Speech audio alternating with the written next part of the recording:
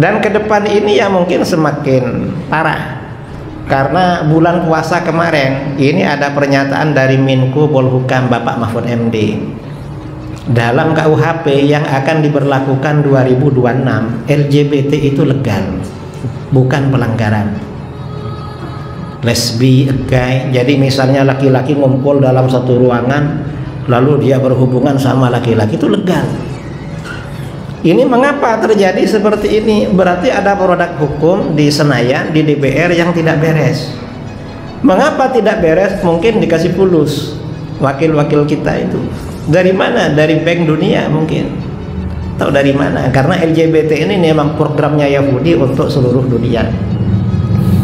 2 bulan yang lalu negara Uganda, Presiden dan DPR memutuskan melarang LGBT. Langsung bantuan dari Amerika dan Eropa diputus untuk Uganda. Presiden Uganda bingung. Ya mungkin Indonesia juga diancam-ancam begitu. Kalau ini gak legal, nanti gak dapat hutangan. Kan negara kita suka ngutang gitu. Karenanya ke depan ya, karena 2024 ini momen politik, kita nanti kalau pilih calon, pilih apa, cari orang-orang yang peduli pada hukum Islam, peduli pada Islam, itu yang dicari. Mengapa? Yang tidak alergi, paling enggak lah, ya terserah partainya partai apa saja.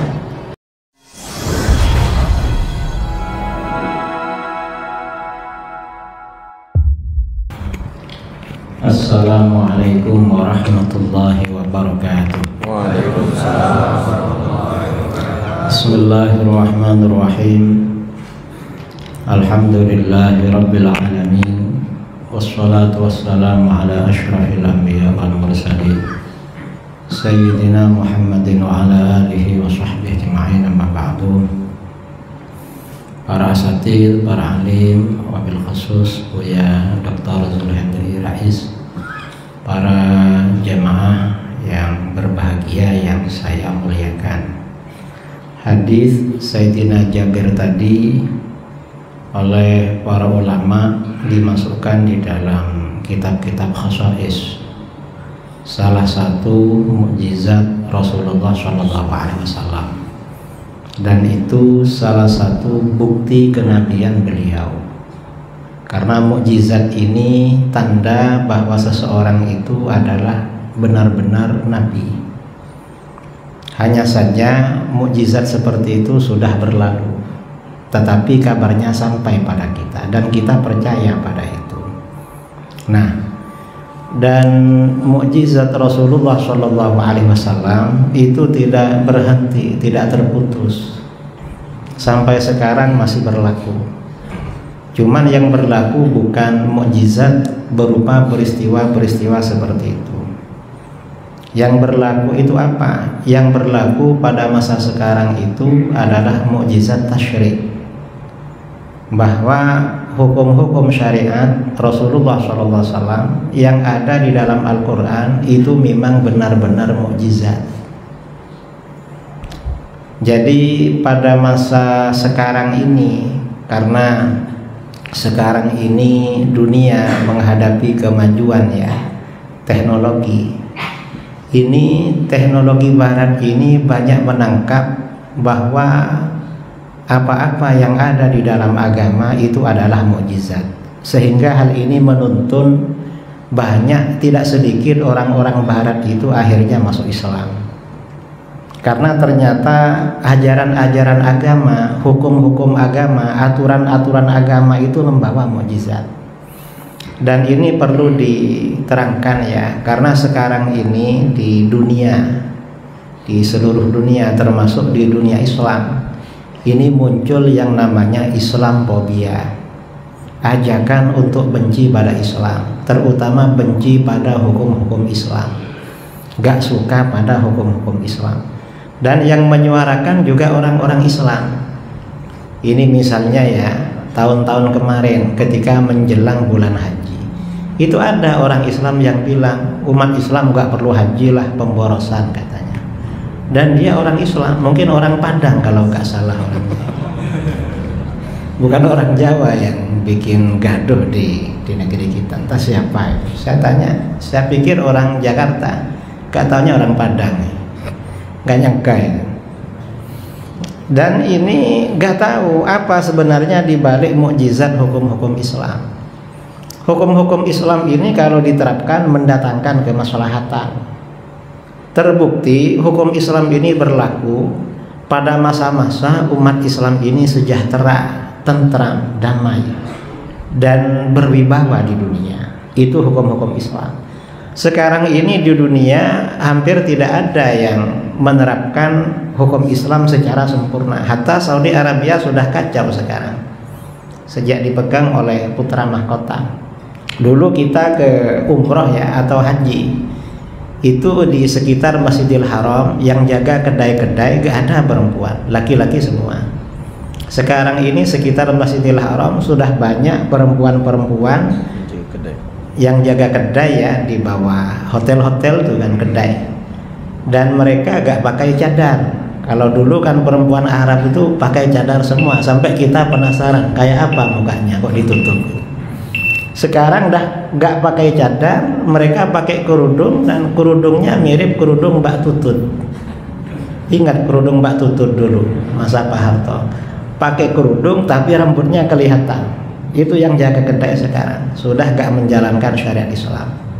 Nah, ternyata belakangan ini terungkap kalau syariat Islam itu mengandung mukjizat, dan itu bagian dari mukjizat Rasulullah SAW. Nah, ini salah satu contoh ya, ini cerita aja salah satu contoh. Ini berita ini viral kira-kira 7 tahun yang lalu di media sosial. Ada dokter kulit atau dokter kelamin Yahudi di Amerika. Dia ini penasaran, mengapa di dalam Islam seorang suami istri kalau cerai harus ada iddah. Istri itu boleh kawin lagi setelah menjalankan iddah. Diteliti oleh dia, kenapa? Ternyata setelah diteliti, perempuan itu kalau berhubungan dengan laki-laki, pada kemaluan perempuan itu ada terekam jejak, ada bekas, ada apa namanya ya, ada rekam jejaknya, macam sidik jari begitu. Diteliti, dan ini bekas ini akan hilang kalau perempuan ini lama tidak berhubungan selama orang melakukan iddah. Perempuan itu kalau melakukan iddah, jejak suaminya apa namanya, gambar milik suaminya hilang. Kemudian perempuan kalau ditinggal mati suaminya, iddahnya lebih lama, 4 bulan 10 hari. Mengapa lebih lama? Karena perempuan ditinggal mati suaminya itu susah, galau, sedih. Ini mau menghilangkan rekam jejak ini lama sekali, butuh 4 bulan 10 hari. Ini kata dokter Yahudi. Lalu dia membandingkan milik wanita-wanita muslimah dengan wanita non muslim. Ternyata kata dia, wanita-wanita muslimah ini rata-rata orang yang setia pada suami. Mengapa? Pada kemaluan dia yang direkam itu cuma 1, punya suaminya. Sementara wanita-wanita non muslim rata-rata tak setia. Mengapa? Pada kemaluannya kadang rekamannya ada 3, ada 4, padahal lakinya cuma 1. Wah, ini berarti tak setia ini. Mungkin kawan kerja atau kawan apa suruh masuk semua. Lama-lama dokter ini meneliti punya istrinya. Menurut dia, istrinya ini tipe wanita yang setia. Setelah diteliti, ternyata yang direkam kok ada 4. Loh, ini yang 3 punya siapa yang masuk ini? Karena menurut pengetahuan dia gak nakal, tapi rekamannya kok ada 4. Lalu dia melakukan tes DNA anaknya. Anaknya itu ada 4. Setelah diteliti, ternyata yang DNA-nya cocok dengan dia cuma 2. Yang 2 tak cocok. Lah, ini yang 2 anak siapa ini? Kok ada di rahim istri saya dan saya yang besarkan? Akhirnya bagaimana? Dokter Yahudi ini akhirnya masuk Islam. Ini yang namanya mukjizat tasyri'. Hukum-hukum Islam itu mengandung mukjizat, saudara. Dan Islam ini kan memang semua persoalan ada hukum. Gak ada di dunia ini yang tidak disentuh hukum Islam, yang gak disentuh. Kita ini harus cinta pada hukum Islam. Gak boleh alergi dengan hukum Islam tuh gak boleh. Dan kita ini harus punya keyakinan menjalankan hukum Islam itu hukumnya wajib. Kalau sampai ada orang Islam beranggapan hukum Islam tak sesuai dengan perkembangan zaman, kira-kira itu pelecehan apa enggak pada Islam itu? Pelecehan. Orang melecehkan hukum Islam, hukumnya bagaimana? Murtad apakah murtad? Murtad saudara. Enggak boleh melecehkan hukum Islam. Nah, kalau memang hukum Islam ini sesuai dengan segala perkembangan zaman, mengapa sekarang tidak dilaksanakan? Jawabannya karena kita tidak mampu. Mengapa tidak mampu? Bangsa Indonesia ini banyak yang awam hukum Islam. Kalau ini nanti dipaksakan diterapkan, nanti gaduh perang saudara. Tidak maslahat bagi kita. Sebenarnya tetap wajib juga, hanya kita tidak mampu. Karenanya ke depan ya, karena 2024 ini momen politik, kita nanti kalau pilih calon, pilih apa, cari orang-orang yang peduli pada hukum Islam, peduli pada Islam, itu yang dicari. Mengapa? Yang tidak alergi, paling enggak lah, ya terserah partainya partai apa saja. Ada kadang-kadang di antara keluarga kita ada yang PDIP, ya gak apa-apa kalau memang cocok dengan PDI. Cuma kalau misalnya ada di PDI, pilih caleg yang muslim, jangan sampai pilih yang non muslim itu. Biar di PDI nanti muslim semua dan senang kajian semua. Insya Allah kalau di partai politik itu rata-rata muslim, orang-orangnya soleh, maka insya Allah kebijakan-kebijakan ini sesuai dengan kemaslahatan umat Islam. Jadi begitu. Ini hukum-hukum Islam. Dan ke depan ini hukum-hukum Islam semakin dijauhi. Dan kita harus punya kesadaran kalau menjalankan hukum Islam itu hukumnya wajib. Cuma kita tidak mampu karena mayoritas masyarakat memang awam hukum Islam. Terbukti di negeri kita ini partai politik ada berapa? Ada 8 kan ya. Yang partai Islam ada berapa sekarang yang ikut pemilu? Ya banyak lah. Yang partai Islam kan PKB, PKS, P3, PAN, lalu partai umat. Yang partai nasionalis Golkar, PDIP, Demokrat, Gerindra, Nasdem, Hanura. Ini setiap pemilu padahal mayoritas pemilihnya muslim. Partai-partai Islam ini kalah sama partai nasionalis, sama partai sekuler ini kalah memang. Artinya apa? Kesadaran pada partai Islam ini memang lemah pada hukum Islam. Ya kita ya harus membangun kesadaran tentang pentingnya menerapkan hukum Islam, walaupun tidak dijalankan oleh dalam kehidupan bernegara. Dan ke depan ini ya mungkin semakin parah. Karena bulan puasa kemarin ini ada pernyataan dari Menko Polhukam Bapak Mahfud MD. Dalam KUHP yang akan diberlakukan 2026, LGBT itu legal, bukan pelanggaran. Lesbi, gay, jadi misalnya laki-laki ngumpul dalam satu ruangan lalu dia berhubungan sama laki-laki itu legal.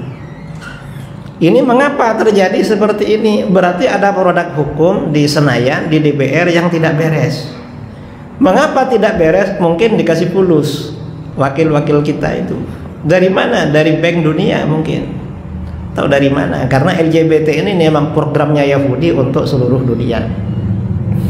2 bulan yang lalu negara Uganda, Presiden dan DPR memutuskan melarang LGBT. Langsung bantuan dari Amerika dan Eropa diputus untuk Uganda. Presiden Uganda bingung. Ya mungkin Indonesia juga diancam-ancam begitu. Kalau ini gak legal, nanti gak dapat hutangan. Kan negara kita suka ngutang gitu. Jadi begitu. Padahal ini kalau LGBT ini ramai, ini bahaya saudara. Bahayanya apa? Ini pertanda kehancuran umat Islam. Di dalam hadis ya, riwayat Imam Al-Baihaqi, Rasulullah SAW bersabda, "Idza fa'alat ummati khamsan fa'alaihimud damar." Kalau umatku melakukan 5 perkara, maka kehancuran melanda mereka. Apa? Yang pertama, idza dhahara fihim at-tala'un. Pertama, telah muncul di antara mereka saling laknat melaknat, saling maki memaki, mencaci maki, lalu saling mendoakan buruk. Kita agak boleh. Sebentar lagi 2024 Yang kita cocok kita pilih, gak cocok gak usah kita pilih. Dan gak usah saling memaki-maki, bertengkar, gak usah. Wong kita ini kan orang Riau. Kalau orang Jakarta bertengkar pantas, karena pilihan. Mengapa? Karena mereka ingin jadi menteri. Nah, kalau orang Pekanbaru jadi apa? Kan yang kuli tetap kuli, yang jaga toko tetap jaga toko. Gak jadi menteri orang Pekanbaru ini. Gak perlu. Yang kedua, wasyaribu al-khumur. Mereka minum minuman keras. Yang namanya minuman keras di negeri Melayu ini luar biasa. Apalagi sabu-sabu. Sabu-sabu masuknya melalui laut, melalui Dumai sama Tembilahan. Dan itu ramai. Apalagi minuman keras khamr. Ini khamr juga luar biasa. Kemudian gandengannya khamr ini biasanya wattakhudhu al-qiyan. Mereka juga membuat penyanyi-penyanyi perempuan, biduanita. Di negeri Melayu, terutama di kampung-kampung, kalau ada hajatan perkawinan biasanya mengundang keyboard, betul. Keyboard itu karaoke. Yang nyanyi perempuan. Dan penyanyi perempuan ini semakin malam mestinya dingin, mestinya pakai jilbab kalau malam karena dingin. Ternyata tambah minim pakaiannya. Kan begitu. Tambah dingin, tambah panas malah. Dan ini biasanya katanya, kata orang-orang kampung di sekitar situ biasanya jualan khamr. Ini kan dah ngumpul, tanda kehancuran. Kemudian yang keempat dan kelima, tanda kehancuran, waktafar rijal bir rijal wan nisa bin nisa. Laki-laki merasa cukup dengan sesama laki-laki, perempuan merasa cukup dengan sesama perempuan. Ini kan LGBT. Artinya ya ke depan ini kalau kita tidak sungguh-sungguh dalam peduli pada agama, negara ini semakin jauh dari agama. Karenanya kajian-kajian seperti ini harus kita hadir ya. Saudara-saudara kita, kawan-kawan kita yang belum hadir, ajak ke sini. Ke surga jangan sendirian. Karena sendiri itu berbahagia kurang enak. Yang enak berbahagia ramai-ramai itu. Kalau senang itu.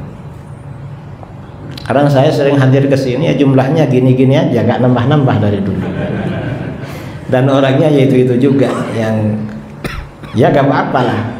Jadi artinya apa? Memang peduli pada hukum Islam ini penting. Dan anehnya sekarang ini di negara-negara barat tumbuh kesadaran peduli pada hukum Islam. Tahun 2003 saya pernah tinggal di Eropa, di Inggris.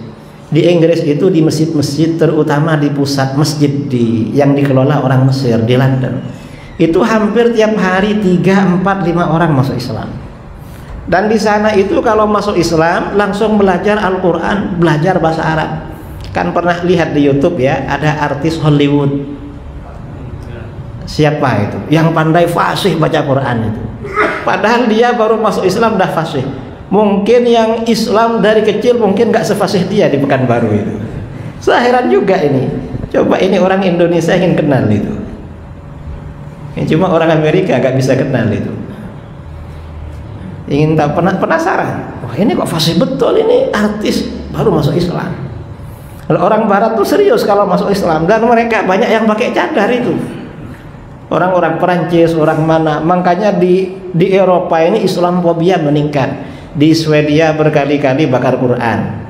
Kemudian di Perancis bikin karikatur Kanjeng Nabi atau apa. Mengapa? Mereka bingung. Tetangga-tetangganya banyak yang masuk Islam, banyak pakai cadar. Sementara di negeri kita ini malah Islamfobia yang meningkat. Memang ada orang-orang dari waktu ke waktu kadang dia diberi panggung. Entah siapa yang beri panggung, memaki-maki Islam, padahal dia lahir dari keluarga Muslim itu.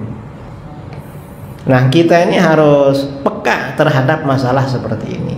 Dan ternyata memang hukum-hukum Islam ini mengandung mukjizat juga. Dan ini mukjizat yang terus berlangsung sampai akhir masa itu. Karenanya ada studi ya di Al-Azhar itu, banyak ulama-ulama mengungkap tentang mukjizat Islam, mukjizat Al-Quran, terutama dari segi tasyri' al-i'jaz at-tasyri'i fil Quran atau fil Quran was sunnah itu. Karena kalau mukjizat-mukjizat seperti yang diceritakan tadi itu kan masa lalu, tetapi kita percaya dengan itu karena itu tanda kenabian baginda Rasulullah SAW. Saya kira ini waktu sudah habis. Wal-afu minkum. Kita doa ya, ditutup dengan doa. Bismillahirrahmanirrahim. Alhamdulillahirabbil alamin. Hamdan yuwafi ni'amahu kama mazidah.